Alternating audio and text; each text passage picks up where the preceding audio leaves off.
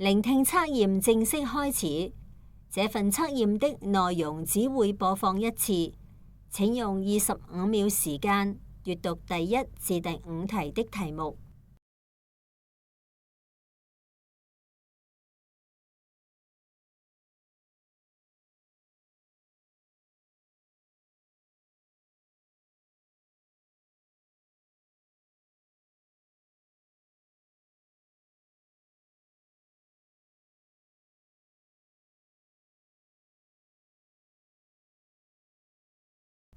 請細心聆聽以下話語，然後回答第1至第5題。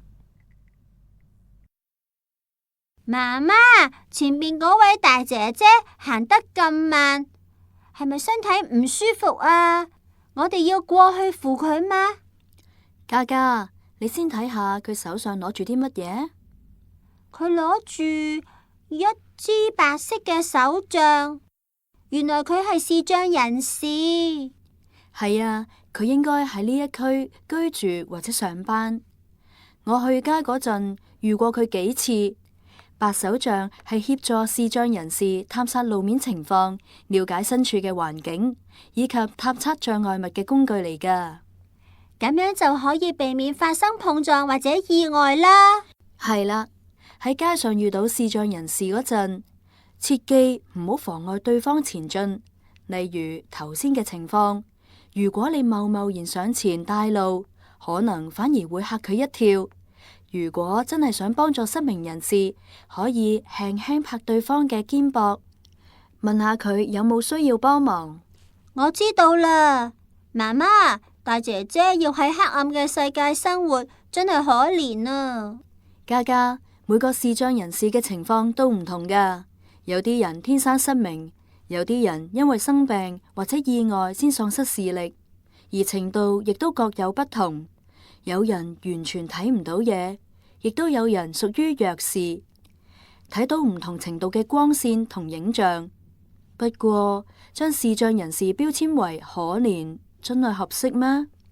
媽媽，對唔住啊，我只係想象如果失明嘅係我，無論喺起居飲食同埋學習上，都會有好多唔方便同埋困難啫。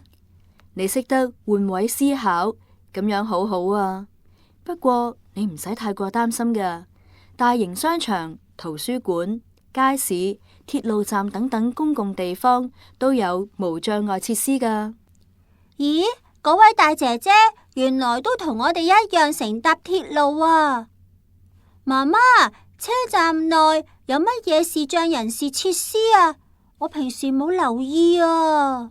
我哋邊行邊留意啊！你摸下呢個觸覺車站佈置圖啊！點解摸上去有啲吉手嘅？我知道啦，視障人士摸上面突出嚟嘅地方，就知道車站設施嘅分佈同位置咧。冇錯啦，仲有扶手電梯發聲提示器。月台黃色特條、失明人士引導徑，仲有列車關門時發出嘅蜂鳴聲。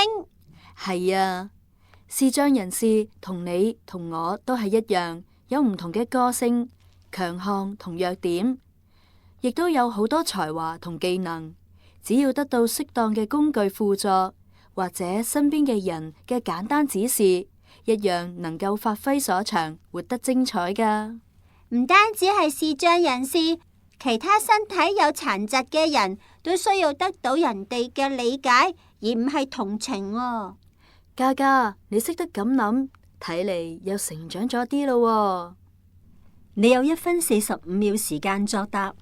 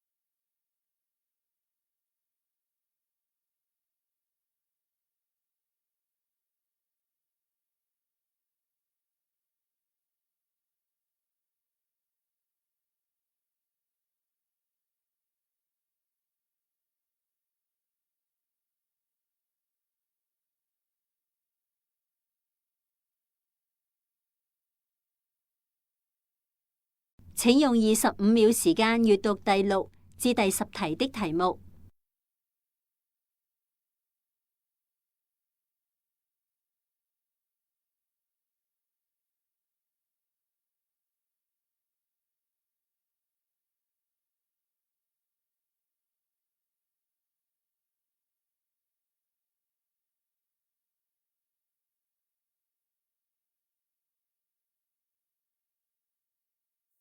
請細心聆聽以下話語，然後回答第6至第10題。外婆，我哋行入呢家涼果店，好似行入咗博物館咁啊！卓文，呢一間涼果店已經有70-80年歷史，而家傳承到第3代，比外婆仲老啊！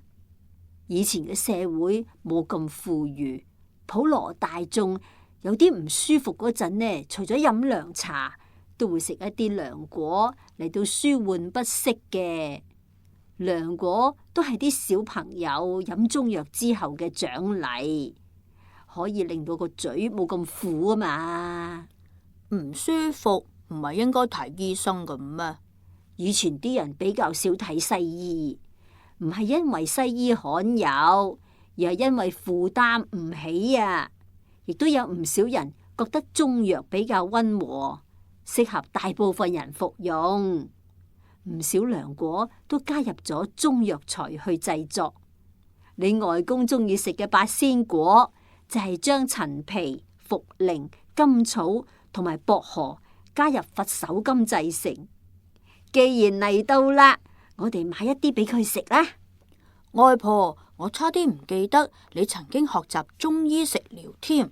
係啊，我對中醫食療好有興趣噶。而家踏入秋季，我成日都會覺得喉嚨乾涸痕癢，有時又唔想食飯。我應該食咩涼果啊？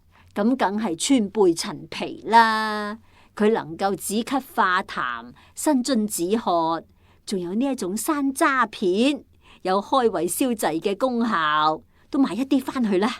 好啊！講起嚟，暑假同你返鄉下嗰陣，你都隨身帶備咗話梅肉㗎。回鄉要舟車勞頓，含一片話梅肉呢，就唔驚暈車或者暈船啊。呢度有上百種涼果，佢哋係用咩製造㗎？梅、欖、杏、桔、檸檬同薑都係常見嘅材料。聽店主話，涼果嘅製作方法分為乾濕兩種。乾製嘅呢有話梅啦、川貝陳皮等；濕製嘅呢就有陳皮梅、加應子等。一般都會喺製作過程中加入鹽、糖同糖精㗎。我上堂學習過咩叫做健康飲食，知道鹽、糖都係喺食物金字塔嘅頂部，攝取過多會對身體有害㗎。外婆，我哋都係唔好買涼果啦。卓文，涼果用瓜果作材料，含高纖維又低熱量，比起你中意食嘅薯片、蝦片、芝士圈，都係健康一啲啊！外婆啊，我已經好少食嗰啲唔健康嘅食物啦。我諗起睇過一則報道，為咗延長保質期，製作涼果嗰陣，經常會加入對身體有害嘅食品添加劑。而且部分涼果仲驗出咗會導致輻射嘅微生物，咁樣代表佢製作環境有衛生問題啊！所有食物都係少吃多滋味，多吃壞肚皮噶啦。況且我又唔係乜嘢涼果都食嘅。呢一間鋪頭幾十年嚟，被有關政府部門取樣本抽驗過唔知幾多次啊！從來冇聽講過出現過問題。我今年70歲啦，都從來冇試過因為食涼果而病嘅。外婆啊，咁就買少少啦。